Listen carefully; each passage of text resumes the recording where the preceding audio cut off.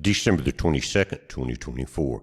Guys, good information coming out this morning on Sunday about the T effect, we can call it that, because we've seen a lot of changes, both from Canada, Mexico, and now the incoming Trump administration is threatening with retaking the Panama Canal. It said if they're going to continue to rip us off, we're going to take it back. We built it. But here's something that has happened that is one of the most important things that could have happened. The spending bill got passed, but they took out the part that would protect the people like Liz Cheney and all that were trying to persecute and prosecute the J6ers.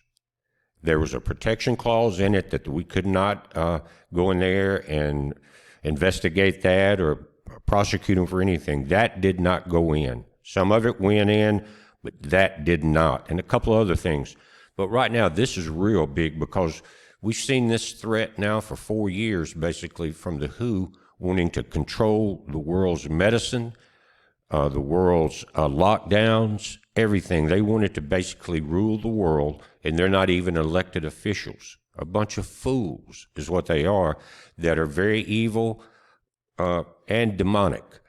But what Trump is saying now on day one is that they're going to exit the globalist World Health Organization on day one of President-elect Donald Trump's new administration taking power, a report Sunday predicts. Now, the U.S. is the WHO's largest single donor, providing the home to over 8,000 career bureaucrats. Think about that. About 16% of its budget, which is in 24 stood at a U.S. $6.83 billion. They are useless. They are anti-U.S., but we're the ones propping them up. Now, Trump started this back in 2020, and it started the ball rolling. It never really got done then, and then on day one, Biden killed the bill that was going to take control from WHO. So we've had to deal with that threat of basically running the world through their diseases and everything else. But it says the U.S. is the WHO's largest single donor. It has previously been criticized by conservative voices for its extraordinary drain on U.S. taxpayer funds, while Trump has called it a slave to China's own global ambitions. And look at Tedros, man. Where did they get that guy from? A wino movie or something? Sanford and Son? I don't know where he came from, but the guy's an idiot. He's never been elected, and he's all about destroying the world.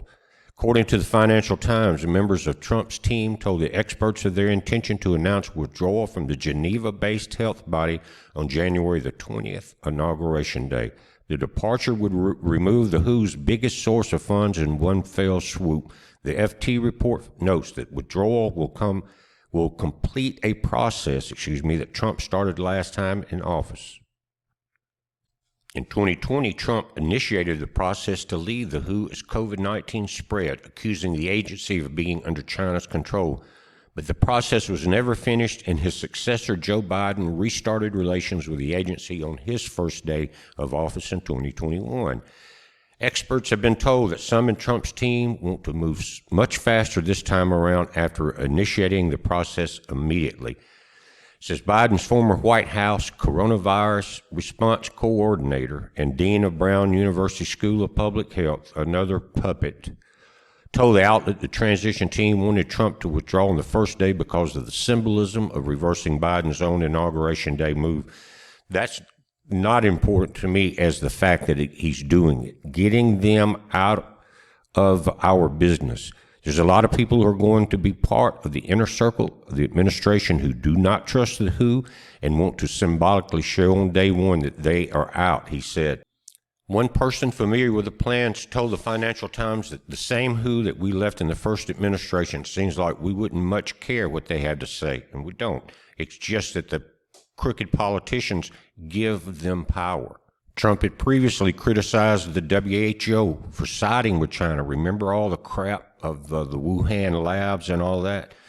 Said despite heavy criticism for their lack of transparency about the coronavirus and its spread and origins, they seem to be very China-centric, he said in April 2020. That's a nice way of saying it, but they seem to be very China-centric, and they seem to always err on the side of China.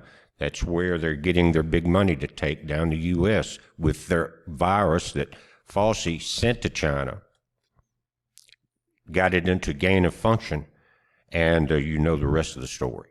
And going back to the spending bill for just a moment, Tucker Carlson wrote, he said, there's something profoundly wrong when discussing the latest actions of Speaker Mike Johnson, a Republican from Louisiana, who soured many conservative allies after initially offering a 1,547-page spending bonanza and ultimately handing the Democrats a win. They would have won. It would have nullified the elections. It would have caused so much trouble just trying to overcome that. You wouldn't have got a lot of things done that really needs to be done here in the U.S.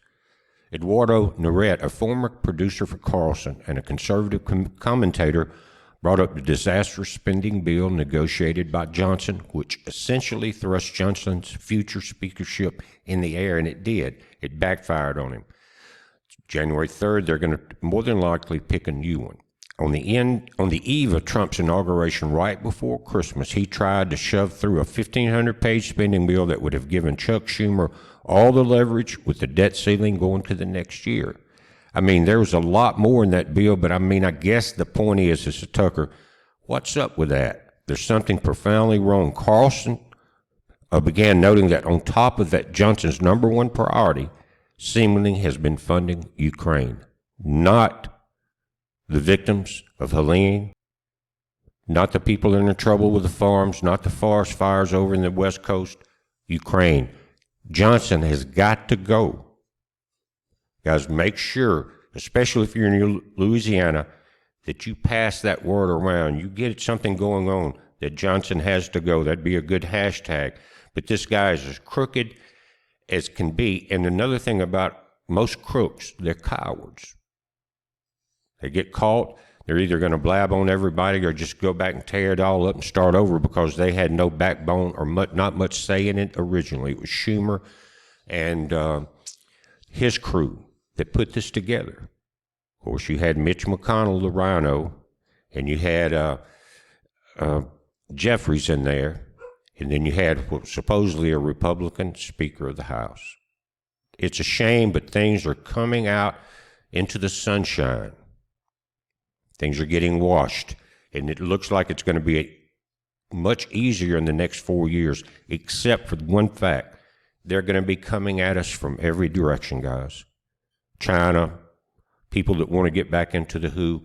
But what they need to do really and honestly is to declare the Democratic Party a terrorist organization. This is not being funny.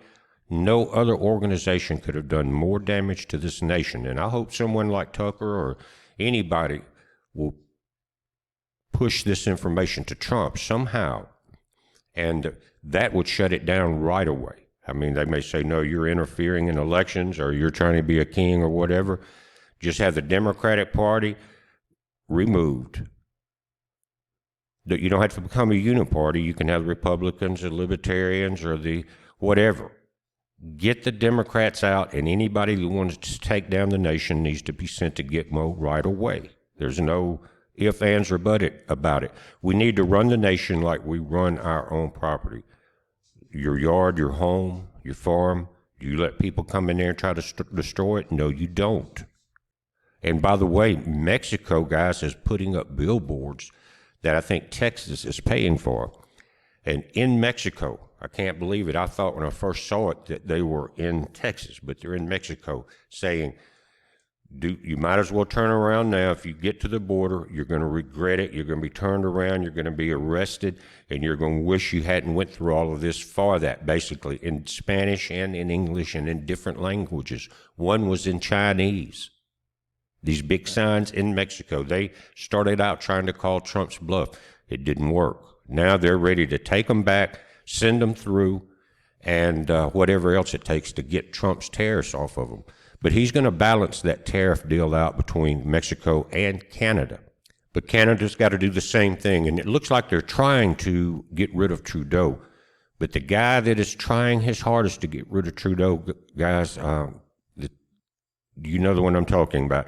I wouldn't trust him any further than I could throw him. It's kind of like they're trying to throw out a complete idiot, Trudeau, and replace him with someone that might be possibly very evil. We don't know that yet. But guys, I just wanted to come here and say good morning. It's Sunday. It is the real feel now has went up from 24 to 32 here in central Mississippi.